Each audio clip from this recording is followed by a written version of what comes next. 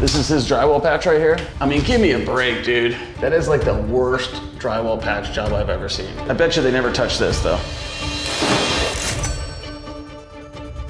In today's video, we're gonna walk you through what you do with a bad tenant. Right here, I've got a tenant that has not been behaving. We have an additional dwelling unit in the back. And so because of this gentleman, he has made it unmanageable basically to rent this place out. So in today's video, I'm gonna walk you through some of the things that we're gonna do right now. So first of all, this is one thing that we need to take care of. This is something that should have been taken care of on the original job, but it wasn't. And then I'll walk you through kind of what we're dealing with here. This is one unit, got some deferred maintenance on this property, but this is the problem that we have right here. We've got a guy that's not keeping up on his property. We've got boards resting on the HVAC unit, which this should be caged, by the way. So one thing we're gonna do right now is we're gonna send him a correction notice. All this stuff needs to be cleaned up immediately, otherwise we're sending somebody else to clean this up, and all these boards and stuff need to be removed. Looks like he tried to get the mower down there because we sent him a notice, basically. We're gonna send this to we use a software called Appfolio, and Appfolio, if you own your own properties, you have to have at least 50 properties to manage, but you could always make up your own. Like you could call your room a unit, you could call your other bedroom a unit, you could call this room a unit. So if you have like maybe 20 properties, you can turn those 20 properties into, just get creative, okay? And then you can get on the software, but it is literally the best platform, Appfolio. This is our additional dwelling unit. When I bought the property right here, the problem was that these guys shared power. And so there was a big issue. So what did we do? We ran another power meter. This is the gate.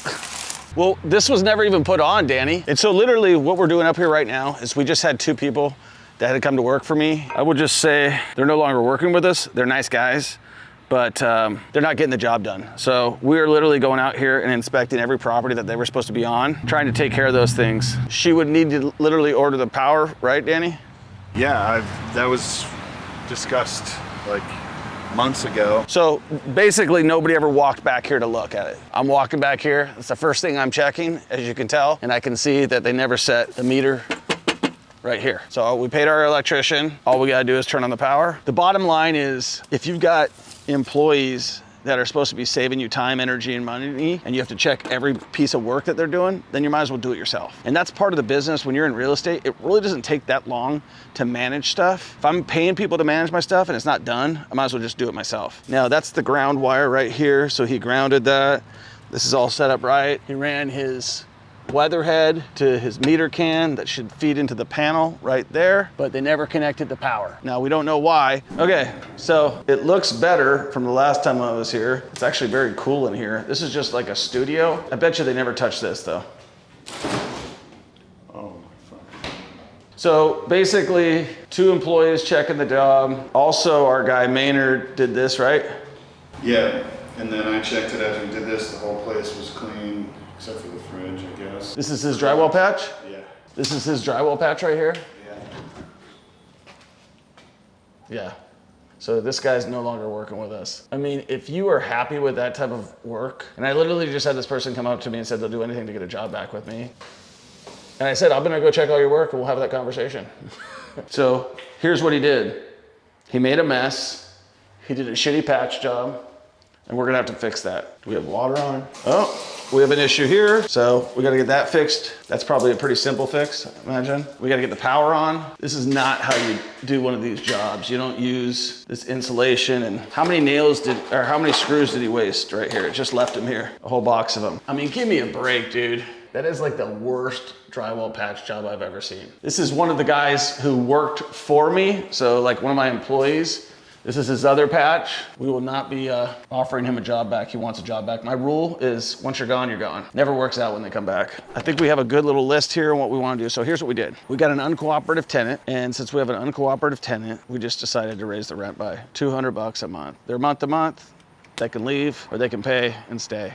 And that wasn't happening because we're having to deal with all this extra stuff. And so it just, when you're treating our property like crap and we have to spend extra money and time and energy, then there's really no point. Just some cleaning up to do, getting a handyman, a list on this thing. First thing I would do is work on all the stuff in the back because I don't know how long this guy's gonna last. But my rule is like, if you're costing me time, energy, and money, because I gotta deal with stuff. Like this guy is a guy also, this tenant right here who we gave work to, and he did a crappy job with the work. So he's a landscaper. He's a landscaper. You can see all this crap right here. He's not a landscaper. So we hired him because he said he was a landscaper.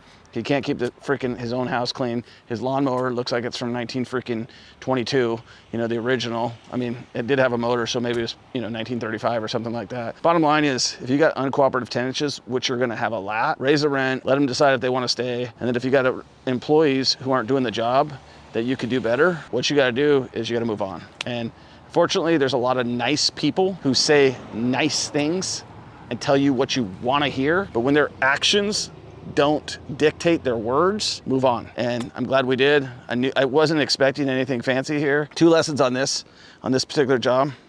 The 2 lessons are, number 1, you gotta manage your properties. Like if you're self-managing, you gotta like come by, take pictures, put a little bit of pressure on the tenants. We've already done that. So now we're going to raise the rent, and he can decide to leave, or he can decide to move, or he can decide to vacate. It doesn't really matter to us. I need to get in here and clean this property up anyways, get a better tenant in there. And we generally never raise our rents. Like I've kept tenants in these properties for years to never raise the rents. But when I have a bad tenant, I'm gonna raise the rent and hopefully they leave. So that's the way of getting out of it. And now on top of that, when you have an employee, you gotta check their work. One of the issues that we had is, you know, we're trusting these guys at face value. And now as we come around to go check things out, they're not done. Stuff done sloppy, stuff wasn't taken care of. You know, a bad employee, a bad tenant can cost you a lot of money. So cut your ties quickly, move on, we'll be all right. So on to the next one.